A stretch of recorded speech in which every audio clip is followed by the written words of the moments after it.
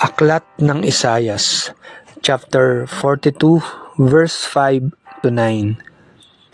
Ang Diyos ang lumikha't nagladlad ng kalangitan, lumikha ng lupa at nagbibigay buhay sa lahat ng bagay dito sa daigdig.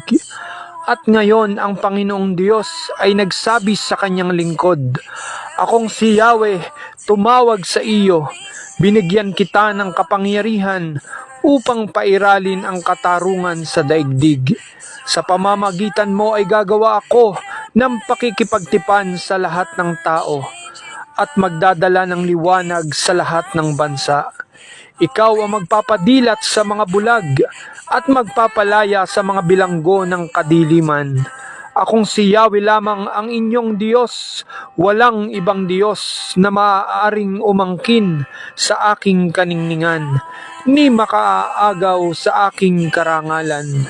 Ang mga hula ko ay natupad na, mga bagong bagay ang isasaysay ko ngayon bago pa mangyari."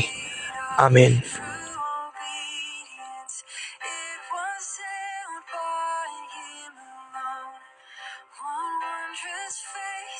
To bear that cross, to bear my sin, what wondrous love. My hope was sure.